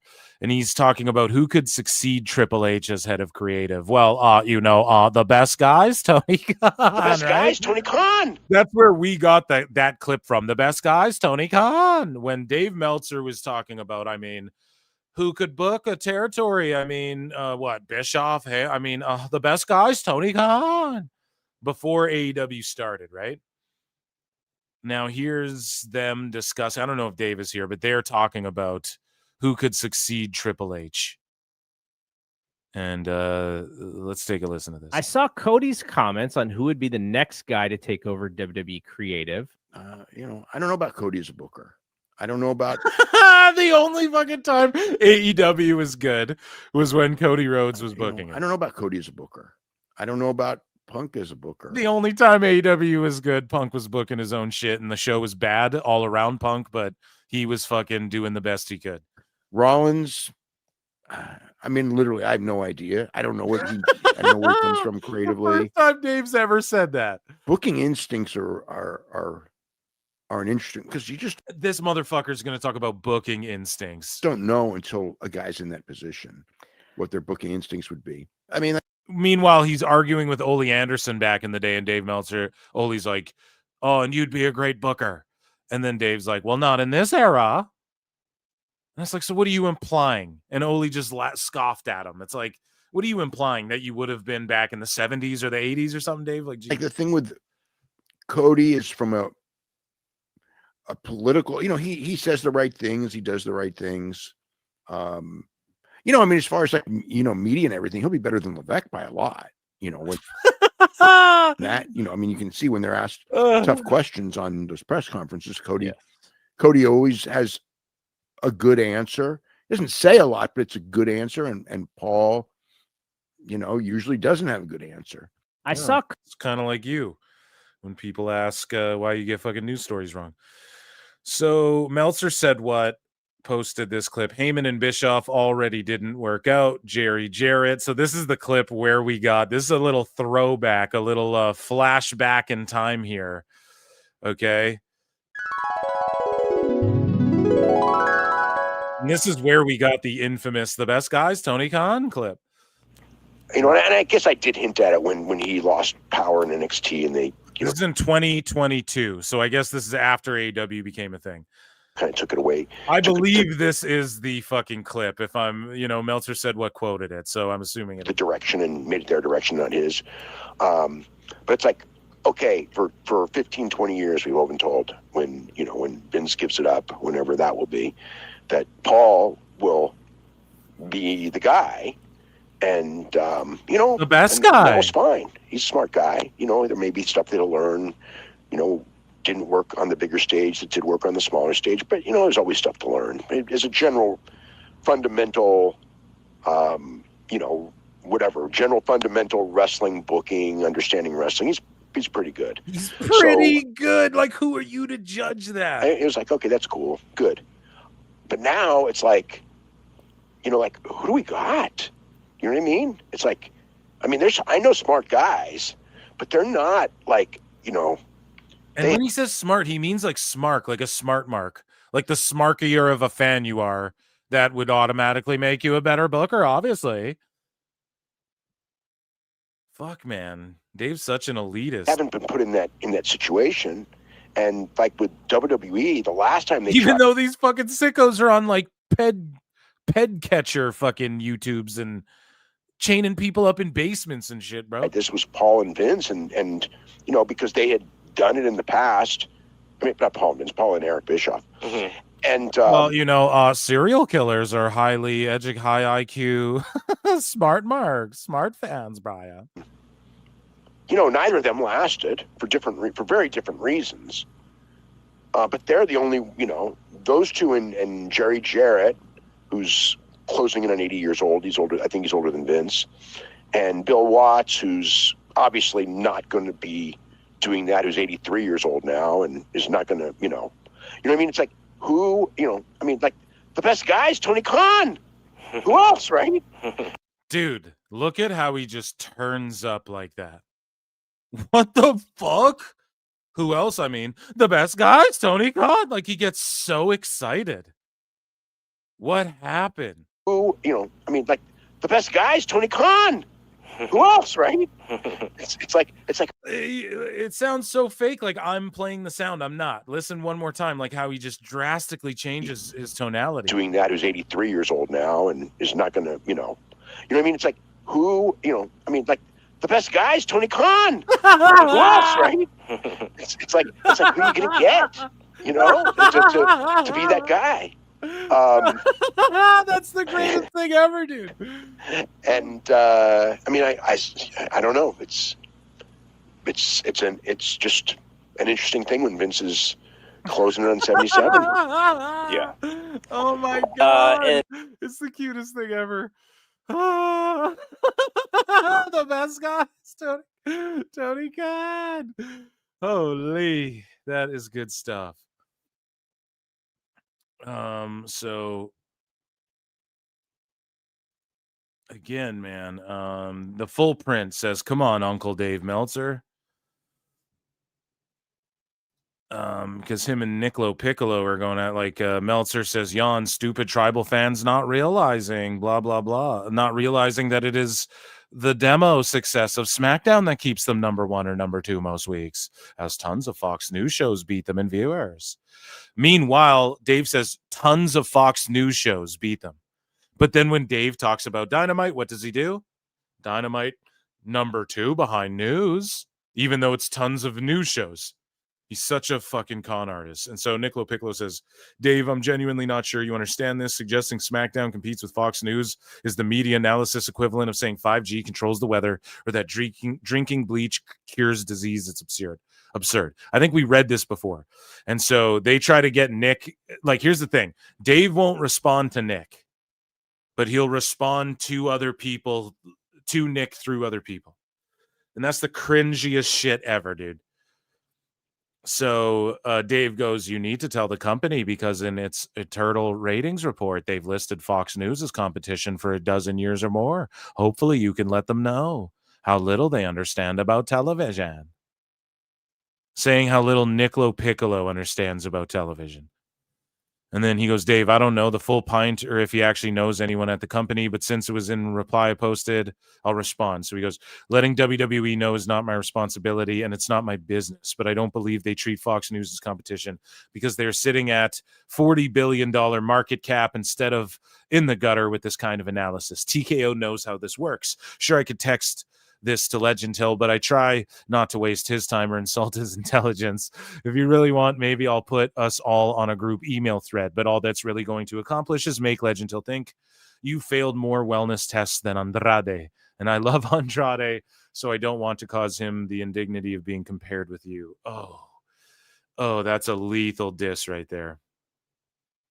And he says, here's how this actually works. Broadcast, cable, and streaming are not categories anymore. They are pipes buyers allocate across the entire primetime and live ecosystem because the same national ad budgets are in play. Nobody in the room slices it up by legacy distribution labels. They look at reach, cost per impression, audience quality, and how those units can be bundled and sold across portfolios. That's why Netflix and ESPN are paying a combined $6.6 billion for WWE rights, Netflix $5 billion, ESPN $1.6 are not about quote unquote shows. They're about leverage. It gives those platforms anchor inventory that forces advertisers into broader portfolio buys. Scripted dramas, comedies, reality, lifestyle, and digital all get swept in with sports. It is the same reason Paramount is paying $7.7 billion for UFC, why YouTube is spending $2 billion per year on NFL Sunday Ticket, why Amazon is at $1 billion annually for Thursday Night Football, and another $1.8 billion in NBA rights. Why Netflix is paying $75 million for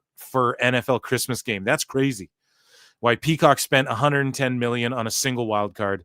Why Apple committed $85 million a year for MLB and is circling F1 once ESPN's term ends. None of these checks are passion plays. They are portfolio leverage buys.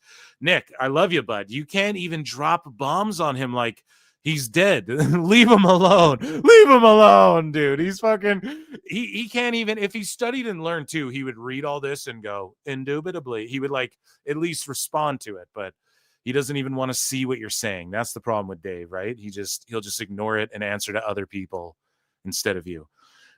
Dave says, or pardon me, Nick says, sports rights bring guaranteed audiences, which bring guaranteed advertisers. Those advertisers are then monetized across the portfolio. That's the playbook. Apple, Amazon, Netflix, etc., and YouTube, etc., all use sports as an anchor. You're also buying scripted, lifestyle, and digital. That's literally how it works. That's also why AVOD tiers are exploding. Sports guarantees, advertisers, demand, etc. So you guys get the point, okay? He just fucking buried them. So he goes, when you reduce this to SmackDown versus Fox News or CW versus TNT or broadcast versus cable, you expose yourself. There you go. Because, and this is why Dave exposed himself, because he says, I study and learn the business more than most, more than many, more than everyone, they say. You know, it's like, we've used this analogy before. It's like, I got a 15-inch dick, whip it out. It ain't that big, bud. Doesn't even matter if it's 10, you know, it ain't 15. You know, you're talking all this shit, dude. But you expose yourself to people like Niccolo Piccolo. So funny shit, man. We have another thread with Nick, but first, again, I just said I live for this shit. We already covered this. This is my little ad, my little promo for Dave Meltzer Dumb Moment of the Week. I hope you guys are all enjoying it. So Niccolo Piccolo, dude, he has this ginormous thread. Okay, speaking of big over here, and 15. This is like 15 fucking tweets here, but they're all short. It's like the one we just read, but short. Right? So Dave Meltzer has this to say. It's the only number we have. What is he talking about here? So this football guy goes, but it's not about ratings and viewership, according to Dave and the other AEW fans. So a bit of a pointless post, no? And Dave Meltzer says it's the only number we have. When Netflix gets demos released, we'll compare those. The funny thing is, I expect the demos are more favorable, you know, in the year by year, comparison if they were taken, which tells you that nobody knows them, or else WWE PR would be telling me them. Or else they would be. They wouldn't fucking tell you nada. But yeah, I mean, it's a TLDR receipts first. And Niccolo Piccolo says, okay, let's murder a body. And so this is the TLDR here. He goes, yes, Netflix explicitly says it collects demo data at sign up, age, and gender, and emphasizes it's 100% signed in audience, fully addressable, fully targetable. They talk about content skewing to different demos.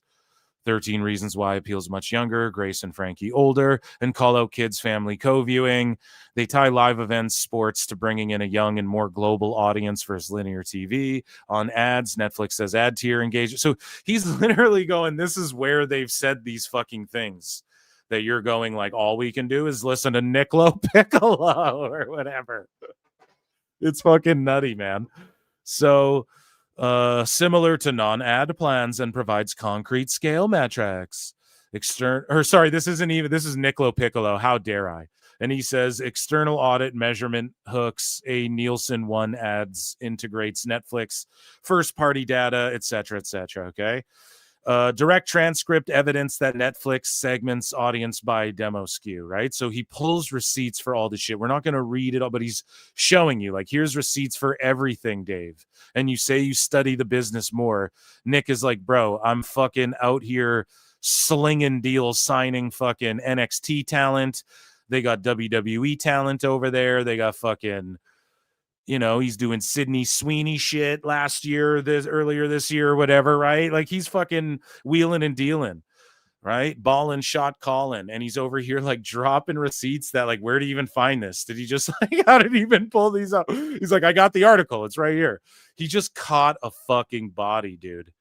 And so I would just trust him over I'm saying when it comes to this shit, man. Shout out Nicolo Piccolo. He's been like tagging and clipping your boy a bunch, and that's a great look, man. Thank you. I really appreciate that, But yeah, if Dave studied more than anybody, then he would like know one iota of this. But it's not possible to know what Nicolo Piccolo knows and to be in the position he's in. And be like watching CMLL and New Japan and AEW and WWE.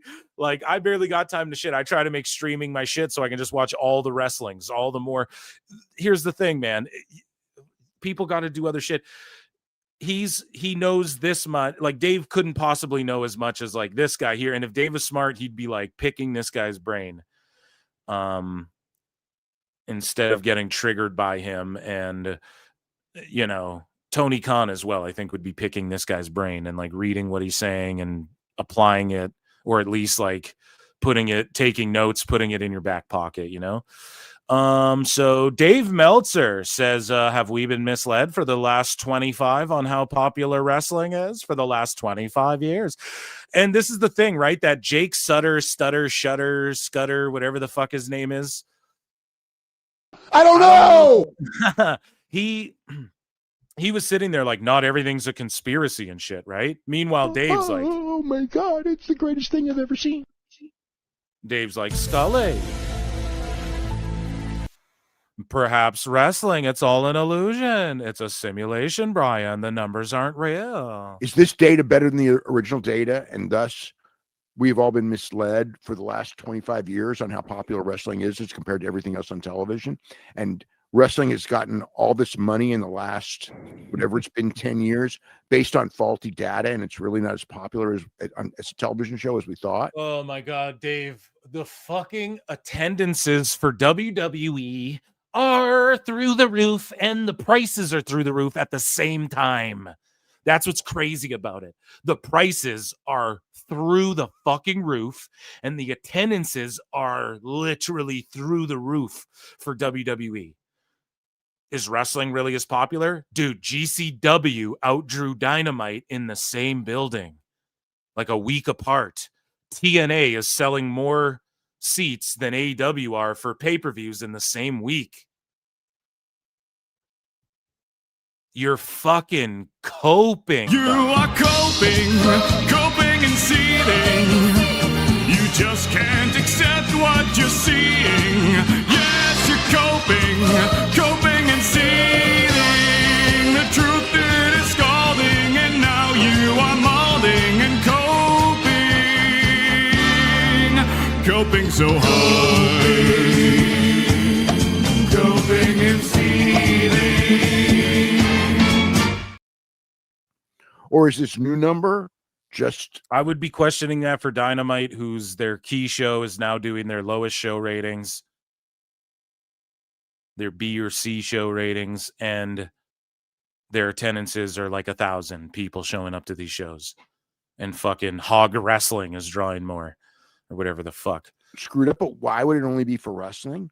We don't have an answer. USA needs SmackDown. They freaking collapse without SmackDown. From a CW standpoint, I don't see any problems because the reality is that they didn't pay a lot for NXT to begin with. Like when AEW's attendances are 1,000 people and shit, and their fucking their viewership is in the shitter. Talk about maybe AEW's not as popular. Maybe not as many people watch SmackDown. Not is WWE and wrestling not as popular. You mean the fucking thing where Hollywood's putting all these fucking wrestlers in their movies now and shit? Like, Dave's so kooky. The AEW, it was a big money deal. I feel they're the most vulnerable because TBS and TNT, they don't need it. It's good to have. And the ratings were certainly good enough to justify the money in the original deal. But when you take that stuff down 15%, we don't know. Is this 15%? Half of 30? I mean, we don't know. If you put 30 in half, it's 15, and we just don't know, Bryan. So Meltzer said what goes, if only there were some journalists in San Jose who could have investigated, right, about Dave Meltzer's fucking favorite company, AEW, there having a faulty attendance. So on PWT Live Show this week, we covered it. The attendance for All In aligned with like what a lot of people predicted. And there was the rumor floating around. It was like 18,000 tickets or whatever. And then it turns out like a few thousand were comped. And that's pretty much what I was saying. I was like, we're in the few thousand now leading into All In. But hey, whatever, Carney Wrestling, everybody's going to inflate their tickets a bit. But it's just funny that, Dave, I study the business. Where the fuck is his take on this? Well, I think we have it. No. We actually don't have it. But Switchblade is just saying, remember, he follows the company internally closer than anyone. So Dave Meltzer follows AEW's company internally closer than anyone, but he didn't fucking know that they papered this house and didn't, or is he admitting that he did know but chose not to report on it? Idiot. Either way, Dave's just a fucking clown, and shout out Switchblade. So WrestleNomics, the All In Texas attendance and public funding detailed in government records. So here's what Dave Meltzer had to say. Look at this fucking cope, man. Look at this seed. Accurate numbers are cancer to those who are afraid. Oh, and Tony runs an analytics company. Dave, you're still crying about WWE. And Dave is afraid. Dave is afraid to confront. He can't let one domino fall of I'm wrong, because then all the dominoes of wrongness go collapsing behind him. Right?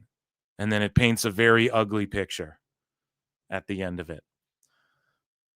And he knows, like, it's people say cognitive dissonance, whatever. It's like shields. It's like walls. It's dominoes he's been stacking up. Right. And he goes, accurate numbers are cancer to those who are afraid. Meanwhile, Dave is like, this is disastrous that the numbers are more accurate for Nielsen. It's disastrous that the real attendance number comes out. But Hogan and Andre, 93,000. I think Dave's afraid, and he just calls it out. This is called projection. Accurate numbers are cancer to those who are afraid. So then why do you spurg out and get so upset when people challenge you on numbers that you admittedly don't know about Max and shit? It's projection, Dave. So Dave says, oh, and Tony runs an analytics company for sports. Who cares? Who gives a fuck? He doesn't work there. He runs the company. No, he hires a bunch of fucking people to work for him, and they crunch numbers and stats. And yeah, have you ever been to like a relative's little league game, or you go to your nephew's hockey game or whatever? Yeah, they get a parent to fucking fill in the scorecard. They ask for a volunteer to do that, to keep fucking stats, man. Yeah, it's like anyone could really realistically do that. It's lines on paper, dude. Relax. So accurate numbers are like this thing. Oh, and Tony runs an analytics company for sports, so accurate numbers are like this thing. You mean his thing? And Vince always studied house show numbers as the guide of whether his booking was or wasn't on target. Right, because that actually pertains directly to the pro wrestling business as it was in his time. Booking. Tony Khan doesn't do house shows. So they do stats for sports. Okay. Is that the same as doing crunching numbers for media and shit? Is that the same as looking at numbers for pro wrestling, or even like understanding the fundamentals of what he doesn't do house shows? So that it's like Vince always looked at the numbers of this thing Tony doesn't look at numbers for, but Tony can do numbers better than Vince could. Like, come on, man. Just admit it's carny wrestling and they're fucking working the numbers too, and you're being worked and you don't know them. Accurate numbers are cancer to those who are afraid. Dave Meltzer should get that tattooed on his fucking forehead. The fuck is he talking about, dude? So here's Bryan Alvarez. Bryan, who's trying, man, as we come to the end of this segment. Again, went a little long. I don't mean to go this long with these Dave Meltzer dumb moment of the weeks, but I'm enjoying them, you guys, you know? But here's a trying Bryan here. Again, another clip where he even questions, is Moxley and Darby Allin going too far? And how far is too far? I've said it a babillion times. Like, someone's going to pull like a parakeet out of their ass. You know, someone's going to like be slammed into a box of pineapples or something. You know, they're just going to they did a mimosa match. They've carved people up with pizza cutters. They've done needles through the cheek, exploding super kicks with thumbtacks and barbed wire. You know, they hit fucking Moxley with a mace and he just got stabbed in the back and all. I mean, it's utter madness. So I don't know what's next. The Molotov cocktail. And then we're seeing the sicko fans. They own it. We're the sickos. And then we're seeing like sickos show up on true crime P3DO catcher fucking videos and stuff that are going viral. I don't know, man. It's not my cup of tea. It's not that a Molotov cocktail. Again, it's not that like, okay, a burnt down house. That can work in pro wrestling. Kane and Undertaker, oh, the house burnt down and shit. That worked in pro wrestling and we didn't have to see it. You know, the implication was there. It's like in the movie Signs, right? I talked about this with my friend Christian Blatt today. It's like the movie Signs by M. Night Shyamalan, right? The alien, you don't see it the whole movie, and it fucking rules. And then once you see the alien, it just goes downhill from there, you know? And it's not that Molotov cocktails can't be used in pro wrestling at all. But this is the shits. And it's the same thing as like when Abdullah the Butcher went in that fucking electric chair. That was the shits. In the end, that was the shits. What's next for AEW? Like, we've seen body bags. We've seen like a reverse lethal injection. And I don't mean the wrestling move, right? Where Luchasaurus is like resurrected to life like a Frankenstein. So, like, yeah, I'm supposed to believe the good guy is going to throw a Molotov cocktail at a wrestler with a bunch of fans and children. Well, it's fake. Everyone knows it's fake. Yeah, and that's why this show's shitty. Because you're not even trying anymore. The whole point of wrestling is work in a shoot, brother. You're not even trying anymore. The good guy here is going to, like, risk family and children by throwing a fucking Molotov. Like, it's just cringe-lord, edgelord shit. I think the biggest issue with the Molotov cocktail and all of this stuff is Molotov cocktails they way out made of control. a big mistake on the last Yeah, show. thank God. Oh, my God. Is that a bass? Hey, we'll play the fucking E-flute. It was emotional, but it's a bass Dave take. We have to be honest. Here's a bass Dave take. We have to be honest with the bass Dave take, okay? Thank God he said something. Because it is outrageous and outlandish, man. It's completely ludicrous. Luda!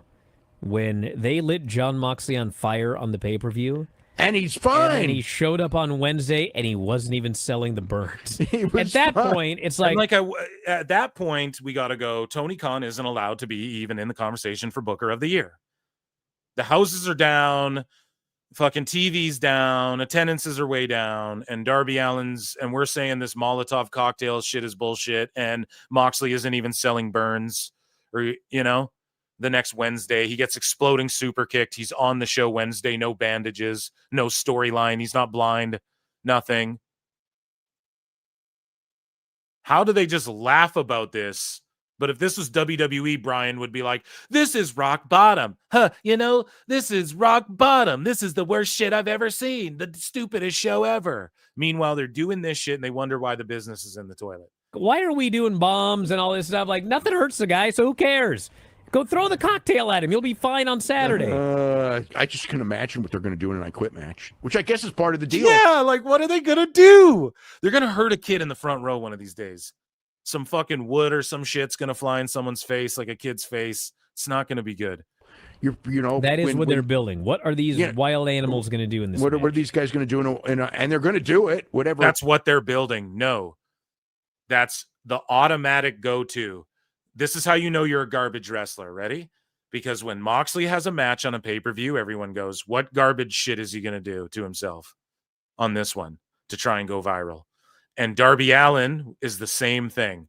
How is he going to land weird? And what is he going to pull out of his ass this PLE to do? So you have both of those guys, I quit. You don't even need to say any of this shit. There's no build. It's not what they're building to. It's just what everyone knows. What garbage shit are both of these guys going to do? It's fucked up, man. Because Darby's completely insane. But, you know, I think that they need to rein in some of this stuff because it's Thank just God, not. Dave. Thank God you're saying it. Thank you, Dave. Whatever. It's not. He's like laughing about it. Look at the smiles. Oh, but I can't wait. Dave's like, shit, I ended fucking Omega and Osprey's careers earlier than they should have been. Fuck these guys too. Like, just this, oh God, this smug prick. I mean, I don't want to say it's not believable because nothing is. Nothing. See, exactly. Well, it's not that it's not believable. Nothing's believable anymore. Not even reality. See, Dave is just fucking, he's such a phony baloney. Facts. People fear facts. I study, I learn accurate numbers. And then he just goes, nothing's real. The stories don't matter. We're all not suspending our disbelief here. We're all just little kids clapping for moves. No, Dave, that's what you are. That's why you need to just type in pro wrestling move highlights on YouTube and then watch that and then fuck off with all this bullshit. But there's like a limit. And I just think that, like, you know, knives and guns and Molotov cocktails and, bombs. You're just an e-drone, Dave. You're just an e-drone. Acts of war and everything. I don't know that they really need to be on a wrestling show. Way to catch up to everybody, Dave. Holy shit. And so, speaking of Bryan, he admits defeat here to close out this show. This amazing edition of Double DMW. Bryan Alvarez, he said he admits it that TNA and WWE, they did everything right. And this is my assessment too. So I got to say, based Alvarez here, you know, they didn't take a shit in TNA's mouth. Now, this is also just the beginning of the quote unquote invasion. The same way that the OG invasion, as we covered during the watch along on Tuesday, the OG invasion with the Alliance and Team WWF started with like a traditional Survivor Series matchup or whatever. And so did this one. And it was called Showdown, Invasion, whatever you want to call it. But in the end, it was very shocking to me that they had 2 matches apiece and they had Santana and Moose standing tall after Ricky Saints, the NXT world champion, was pinned on NXT soil. That was crazy to me, a crazy visual to end the show. And Bryan admits, after melting down, what is this garbage? Oh, WWE did the right thing that they were supposed to do. Yeah, they've been doing the right thing that they've been supposed to do this whole fucking time with TNA, you dumbasses. You fucking haters. Hey. Let's just be fair. We got a couple haters. Like, they've been doing right by TNA this whole time, and TNA's been doing right by them. Only you fucking haters try and paint it like that's not the case. The 2 Survivor Series matches, I thought for sure they were going to go the opposite way, the way they put the teams together, because I did not think they were going to put over these TNA wrestlers, like, legitimately. But you know what? They did. They did. They put them over strong, particularly in the men's match. Sol Ruca looked great in this match. She has improved a ton. She was great. The girl who does the most flips. The girl who does the Sasuke special and the Soul Snatcher front flip cutter. Now, I love Soul, and she is great, and she is terrific. and they're just like, she's improved a lot. It just shows you. It just proves to you that these two don't fucking watch. Tell us And what they're not you watching know, you it. goddamn liar! They're not This watching just it. in, we have confirmed that Dave Meltzer fears PWT and flutes. And facts, because they're not watching it, okay? Soul is like main roster ready. Soul could be on the main roster. You wouldn't bat an eyelash at it. She's better than some of the girls that are probably there right now, okay? And because she did a Sasuke special in this match, they're she's great. She's really improved, Bryan. She's improved a ton. She was great. I mean, she's always. I mean, she is a you know. I mean, there's most of the women there, you know, that they're pushing are very good athletes because that's what they're recruiting. You know, most of them are gymnasts, and she's a gymnast too. But she is more suited to this wrestling thing than most of them. You know, she's gonna be a real. She's gonna be.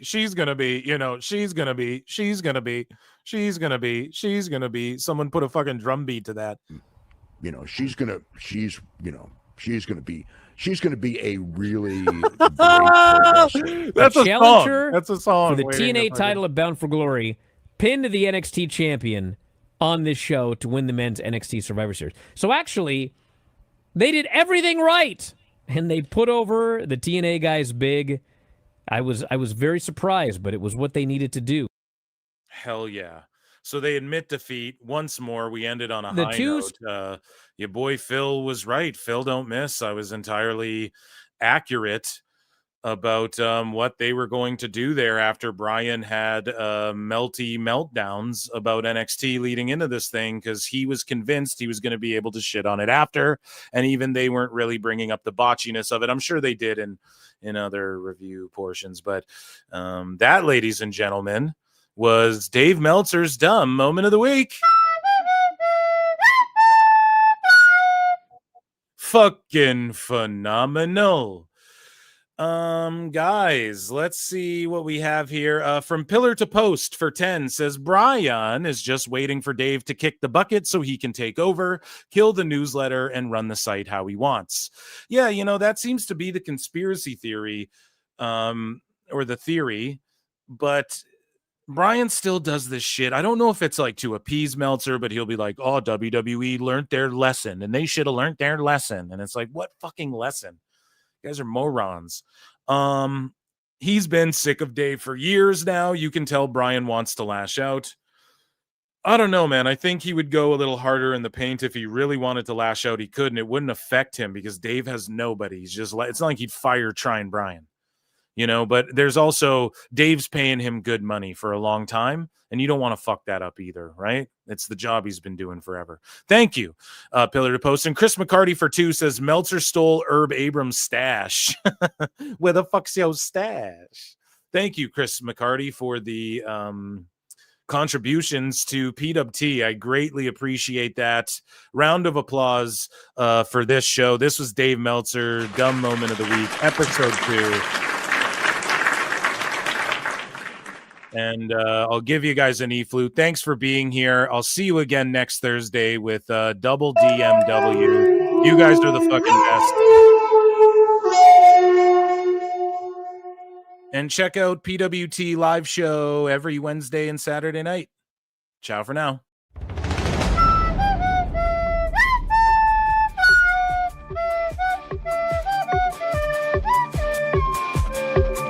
Oh my God, it's the greatest thing I've ever seen. You're overdue. I just felt it's something that makes you look good, and that's cool, and you know, I'm all for it, but I think you need to tone this down because now it's getting obtrusive to the show. But they can go in the afternoon for a US Hold show, on a second. as they did there, and they Dave? can do 180,000 buys for an afternoon show, which they've also done for All In. So Okay, we hold know on. they can do. We know they can do big. Can I numbers for an continue afternoon. this before you cut me off? We know go ahead. one thing. Yes. We know it No, I'm might not- have done well because I'm it went not- on first. I'm not saying it would. Here's my thing, Dave. But here's okay. Wait. Okay, here's the thing. Oh my God, it's the greatest thing I've ever seen. I mean, it didn't mean anything to me. It was just a match. That's the problem, Dave. It should mean something to you. Give him a quick squash win just to show that, like, you know, He's not a loser.